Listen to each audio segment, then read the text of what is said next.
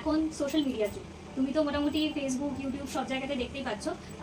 যেটা সবথেকে বড় প্রবলেম হচ্ছে যে বিভিন্ন রকম যারা হয়তো এই ফিল্ডে অতটা নলেজেবল নয়, তারা বিভিন্ন রকম জিনিস বলছে, 1 মিনিটের একটা ছোট রিলে সেটা ভীষণ ভাইরাল হয়ে যাচ্ছে এবং মানুষ সেটাকেই ফলো করতে থাকছে। তো আমি তোমার থেকে জানতে চাই, because you are so much experience, তো তোমার এই ব্যাপারটাকে কি views, why so many quacks are coming into this field, কোথায় তার গ্যাপটা পাচ্ছে?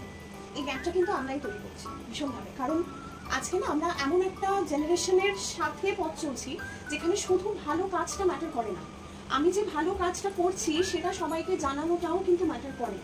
ওটা ফল কিন্তু আমাদের, এবং সেই আমাদের ফলটাকে কাজে লাগিয়ে এমন কিছু মানুষ যাদের থেকে হয়তো মানুষ উপকারের থেকে অপকারটা অনেক বেশি পাচ্ছে, কিন্তু সেই অপকারটা হাইলাইটেড হচ্ছে না, হাইলাইটেড হচ্ছে তাদের একটা ভীষণ প্রেজেন্টেবল একটা প্রেজেন্স, তাদের ভীষণ একটা কথা বলা। তো নিশ্চয়ই তোমার চোখ এড়ায়নি যে রিসেন্ট একটা কোয়াক ডায়েটিশিয়ানের পডকাস্ট এবং তাদের ভাইরাল হওয়া ক্লিপস গুলো।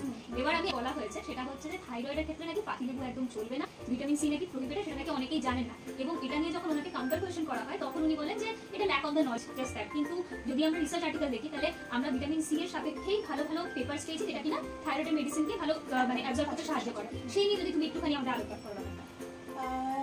যদি শুরুতেই বলি যে যিনি যদি এরকম কেউ কথা বলে থাকেন যে ভিটামিন সি থাইরয়েডের জন্য খারাপ, তার পার্সোনালি মনে হয় লেবুটা খেতে পছন্দ বলেছে।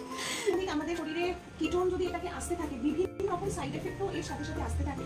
তাই জন্য যখন একটা নতুন ডায়েট আমরা ইনক্লুড করছি, নতুন kind of diet, proper monitor, সে আদৌ আমার শরীর অ্যাকসেপ্ট করছে কি সেটা দেখাটা খুব ইম্পর্টেন্ট। এবং তার সাথে সাথে সেটা দীর্ঘদিন ধরে আমি কন্টিনিউ করবো না, সেটা কিন্তু আমাদের পুরো মেটাবলিজমের ওপরেই একটা মারাত্মক রকমের এফেক্ট ফেলবে। আচ্ছা, এটা তো আমি খুব ভালো একটা বলি, কারণ এই জিনিসগুলো আনফরচুনেটলি মার্কেটিং ইন্ডিকেট চলতে কেউ হাইলাইটই করে না। এবং এবার যেটা সবথেকে গুরুত্বপূর্ণ কোয়েশ্চেন, যেটাকে বলা যায় the nation wants to know, মানে সবাই জানে তবুও ইয়েট ভেরি কন্ট্রোভার্সিয়াল, সেটা হচ্ছে প্রোটিন কতটা খাবো। এবং এটি সত্যি যে হাইটের যত হাই ডাবল প্রোটিন দিতে হবে সেটা ম্যাচ না করলে আমার সাপ্লিমেন্ট ছাড়া পাইনি, এই ব্যাপারটা একটুখানি ক্লিয়ার করে দাও।